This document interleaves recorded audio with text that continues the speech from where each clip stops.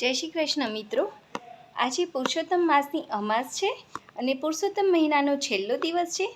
વચ્ચેના 4 દિવસ આપણે કથાનું વાંચન રહી ગયું છે, જે આપણે ફરી વખત પૂર્ણ કરીશું અને એનો વિડીયો હું પછી અપલોડ કરીશ।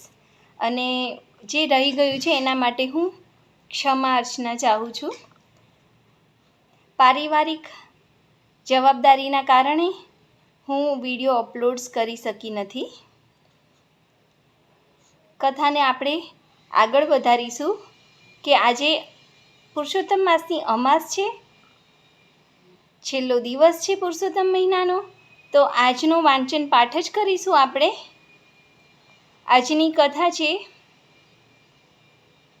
પુરુષોત્તમ વ્રતનું દાન, મહાત્મય અને કથા શ્રવણ। અને આજની વાર્તા છે સાસુ વહુની વાર્તા। તો કથા આગળ વધારીએ। નારદ બોલ્યા, હે સ્વામી શ્રી નારાયણ, આપે સર્વ દાનોમાં કાંસાના સંપુટના દાનને શ્રેષ્ઠ કહ્યું છે, તેનું કારણ આપ જણાવશો। શ્રી નારાયણ બોલ્યા, હે બ્રાહ્મણ, પહેલાં એક વખતે પાર્વતીજીએ આ પુરુષોત્તમ માસનું વ્રત કર્યું હતું। તે વેળા તેમણે શ્રી મહાદેવજીને પૂછ્યું હતું કે હે દયાના સાગર શિવજી, મારે કયું ઉત્તમ દાન કરવું જોઈએ જેથી મેં કરેલું પુરુષોત્તમ વ્રતનું સંપૂર્ણતા પામે।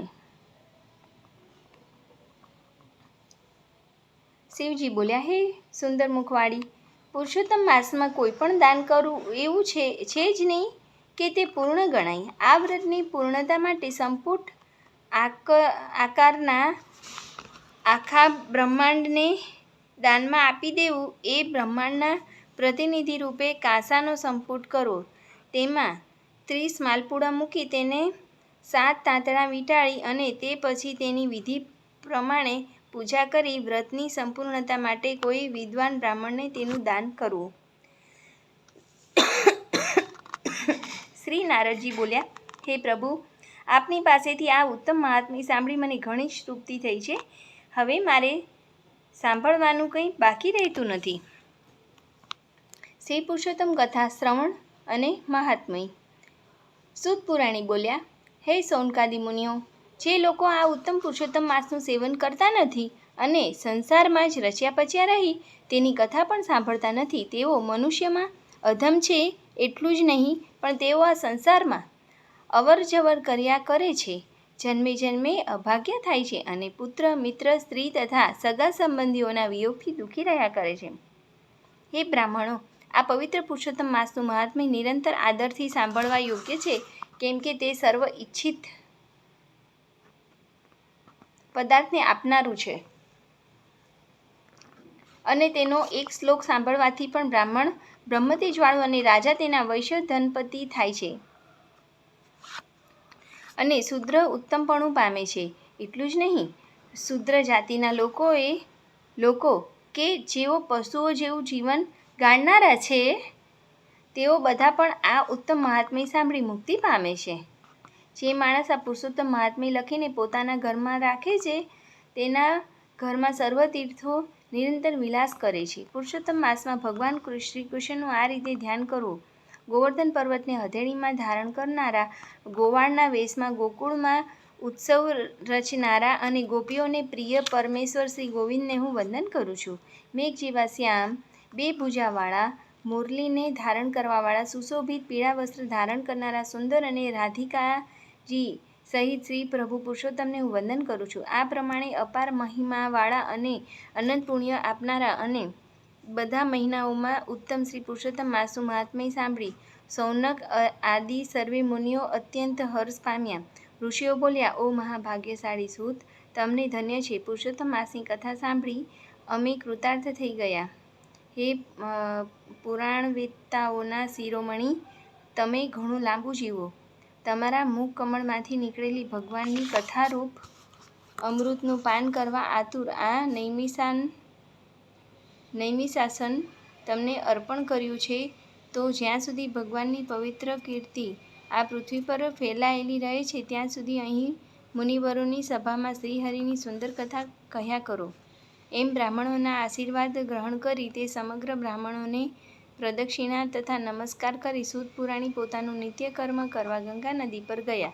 તે પછી નૈમિષારણ્યમાં રહેતા તે બ્રાહ્મણો પરસ્પર કહેવા લાગ્યા કે આ પુરુષોત્તમ માસનું મહાત્મ્ય દિવ્ય, સર્વ કરતાં શ્રેષ્ઠ પુરાણનું તથા ઈચ્છિત પુરુષાર્થ આપવામાં કલ્પવૃક્ષ સમાન છે.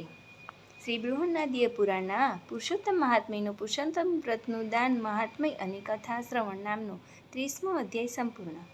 હવે શ્રી પતિત પાવન પુરુષોત્તમ માસની કથાનું રસપાન કરીએ. આજની વાર્તા છે સાસુ વહુની વાર્તા. ધરમપુર ગામમાં એક ડોસી દીકરાની વહુ સાથે રહે. ડોસી ધાર્મિક સ્વભાવના, વ્રત તપ કરે, ધર્મ ધ્યાન કરે. એવામાં પાવન પુરુષોત્તમ માસ આવ્યો. સાસુએ આખા પુરુષોત્તમ માસ વ્રત કરવાનો સંકલ્પ કર્યો. ગામમાં સઘળી સ્ત્રીઓ પણ વ્રત કરતી હતી. તે જોઈ દીકરાની વહુને વ્રત કરવાની ઈચ્છા થઈ. તેણે સાસુને વાત કરી, બા, હુંય પુરુષોત્તમ માસનું વ્રત કરું. પણ વહુની વાત સાંભળી ડોસી છણકો કરીને બોલી કે જોઈ ના હોય તો મોટી ભક્તાણી, ઘરમાં બેસીને ધર્મ ધ્યાન કરો, કંઈ વ્રત તપ કરવા નથી. હું બેઠી છું વ્રત કરવાવાળી. બરોબર છે, સાસુ આવવા જોઈએ, મને તો બહુ જ એક્સપિરિયન્સ છે. બિચારી વહુ શું બોલે? તેણે તો મન વાળી લીધું ને ઘરે બેઠા વ્રત આદર્યું. તેણે વિચાર્યું કે પ્રભુનું ભજન જ કરવું છે ને, તો પછી ઘેર બેસીને વ્રત કરવું. વળી કહ્યું છે ને કે મન ચંગા તો કથરોટમાં ગંગા. બરોબર છે, મેં પણ આ જ રીતે મારું જીવન વિતાવ્યું છે. વહુ તો કથરોટમાં પાણી ભરીને સ્નાન કરે, પુરુષોત્તમ પ્રભુની પૂજા કરે, આંગણામાં બેસીને વાર્તા કરે, માંગવા આવનાર બ્રાહ્મણને દક્ષિણા આપે. એક દિવસ સાસુ નદીએ નાહવા ગઈ. નાતા નાતા આંગળીએ પહેરેલી વીંટી પાણીમાં પડી ગઈ. વીંટી ખોવાતા સાસુ તો રઘવાઈ થઈ ગઈ. ઘણી ગોત કરવા છતાં વીંટી ન મળી એટલે સાસુ ઉતરેલા મોંએ ઘેર આવી. આ બાજુ વહુ કથરોટમાં સ્નાન કરી હતી. સ્નાન કરતાં કથરોટમાં વીંટી દેખાણી. વહુએ ઓળખી ગઈ કે આ તો મારા સાસુની વીંટી ભૂલથી પડી ગઈ લાગે છે. સાસુ ઘેર આવ્યા કે વહુએ વીંટી આપીને બધી વાત કરી. સાસુએ વીંટી જોઈ ઘણું અચરજ થયું, પણ છણકો કરીને વીંટી લઈ લીધી. 2 દિવસ પછી સાસુ નદીએ નાહવા ગયા ત્યારે નદીમાં નાતા નાતા ગળામાં પહેરેલો હાર પાણીમાં પડી ગયો. સાસુ નાહવા બહાવરી બની ગઈ. કથા વાર્તા સાંભળવાનું પડતું મેલીને સાસુ તો હાર શોધવા લાગી. સાસુ તો કપાળ કૂટતી ઘેર આવીને કકળાટ કરવા લાગી. ત્યાં જ વહુએ આવીને હાર સાસુના હાથમાં મૂકતા કહ્યું, બા, આ તમારો હાર મને કથરોટમાંથી મળ્યો છે. તમે નક્કી ભૂલી ગયા હશો. હવે સાસુના વિસ્મયનો પાર ન રહ્યો. આવું ચળીતર તો કદી જોયું નથી કે જાણ્યું નથી. વસ્તુ નદીમાં ખોવાય અને નીકળે કથરોટમાં. નક્કી આ વહુ ડાકણ લાગે છે. નક્કી મેલી વિદ્યા જાણતી લાગે છે. આનાથી વિશેષ એ લોકોના મનમાં ક્યારેય બીજી કોઈ જ વાત આવે નહીં. સાસુના મનમાં ગભરાટ વ્યાપ્યો. ડાકણનો ભરોસો નહીં. ખીજે તો લોહી પીતા પણ ના અચકાય. કાલ ઉઠીને છોકરા થાય અને તેને ભરખી જાય તો વંશ વેલો રહે નહીં. સાસુના ગભરાટનો પાર નથી. આ ડાકણનો ઈલાજ કરવો પડશે, નહીં તો ધનોત કાઢી નાખશે. એ તો ગઈ રાજાના મહેલે. રાજાને બધી વાત કરી. મારા છોકરાની બહુ ડાકણ છે, મેલી વિદ્યા જાણનારી છે, જાત જાતના ચળીતર કરે છે. પહેલાં અમને, પછી પડોશીને, પછી ધીમે ધીમે આખા રાજને, અને તમને તે ભરખી જશે. માટે એને મોતને ઘાટ ઉતારો. રાજા સૌનો સમજો અને વિવેકી હતો. જોયા જાણ્યા વગર, સત્યને પારખ્યા વગર એ કોઈ પગલું ભરવા માંગતો ન હતો.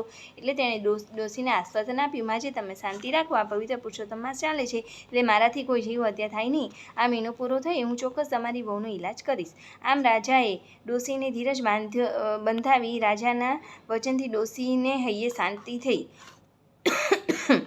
મહિનો પૂરો થયા પછી રાજાએ મોટો યજ્ઞ કર્યો. વિદ્વાન બ્રાહ્મણોને નોતર્યા. આખું ગામ યજ્ઞના દર્શને આવ્યું. વહુ બોલી કે બા, હુંય આવું. યજ્ઞના દર્શન થાય તો જન્મારો સફળ થાય. ત્યારે સાસુ ધમકાવતા બોલી કે બેસ ડાકણ, કાંઈ આવવું નથી, ઘેર બેસી રહે. વહુને તો રડવું આવી ગયું. સાસુના ગયા પછી વહુ પણ છાનીમાની યજ્ઞના દર્શન કરવા આવી અને સંતાઈને દર્શન કરવા લાગી. હવનની પૂર્ણાહુતિ સમયે યજ્ઞમાંથી એક દિવ્ય પ્રકાશ ફેલાયો અને ગેબી વાણી સંભળાઈ, હે રાજા, તમે બધાએ ભલે મારું વ્રત કર્યું હોય, ભલે તમે દાન દક્ષિણા આપી હોય, મારા હોમ હવન પૂજા કરી હોય, પણ મારું વ્રત સાચા ભાવથી અને પૂર્ણ શ્રદ્ધાથી માત્ર આ ડોશીના છોકરાની વહુએ જ કર્યું છે. તેના ભક્તિભાવના પ્રતાપે જ મેં ડોશીની ખોવાયેલી વીંટી અને હાર તેને કથરોટમાં આપ્યા હતા. તેની મારા પ્રત્યેની સાચી શ્રદ્ધાએ મને સંતુષ્ટ કર્યો છે અને હું તેના પર ઘણું પ્રસન્ન થયું છું અને તેને આશીર્વાદ આપું છું કે તેનું સદાય કલ્યાણ હશે. તેના વ્રતના પ્રતાપે તારા રાજમાં સુખ શાંતિ રહેશે અને બધા પ્રજાજનો સમૃદ્ધ બનશે. આમ બોલી તે ગેબી વાણી શાંત થઈ. રાજા યજ્ઞમાં ભાગ લેવા આવનાર વિદ્વાન બ્રાહ્મણો અને પ્રજાજનો આ ચમત્કાર જોઈને વહુના પગમાં પડી ગયા અને તેનો જય જયકાર કરવા લાગ્યા. સાસુ તો એવી ભોંઠી પડી ગઈ કે કાપો તો લોહી ના નીકળે. જે વહુને ડાકણ માનતી હતી તે તો દેવી નીકળી. તેણે વહુની માફી માગી. પોસિબલ નથી આ લાઈફમાં કે સાસુ વહુની માફી માગે. આખી જિંદગીમાં સુખ સમૃદ્ધિ ભોગવી અંતકાળે વહુ પોતાના પતિ સાથે વૈકુંઠમાં ગઈ. હે પુરુષોત્તમ પ્રભુ, તમે જેવા ભોળી વહુને ફળ્યા એવા સૌને ફળજો. અને આજની આ કથા સાંભળનાર મારા દરેક દર્શકોને, દરેક ભક્તોને ફળજો. આજનું કીર્તન ખૂબ જ સરસ છે, તો આપણે કરી લઈએ. આજે સૌને જય શ્રી કૃષ્ણ, કાલે વહેલા આવજો. હરિગુણ ગાવા, હરિરસ પીવા, આવો તેને લાવજો. મન મંદિરના ખૂણે ખૂણેથી કચરો કાઢી નાખજો. અખંડ પ્રેમની જ્યોતિને તમે કાયમ જલતી રાખજો. વ્યવહારે પૂરા જ રહીને પરમાર્થમાં પેસજો. સઘળી ફરજો અદા કરીને સત્સંગમાં બેસજો. હરતા પરતા કામ જ કરતા હૈયે હરીને રાખજો. માન બળાઈ છેટા મૂકી ઈર્ષા કાઢી નાખજો. હૈયે હૈયા ખૂબ મિલાવી હરિનું નામ દીપાવજો. ભક્તિ કેરા અમૃત પીને બીજાને પીવડાવજો. સૌમાં એક જ પ્રભુ બિરાજે સમજી પ્રીતિ બોલજો. શંકરની શીખ હૈયે ધરી હરિની સુરતા સાધજો.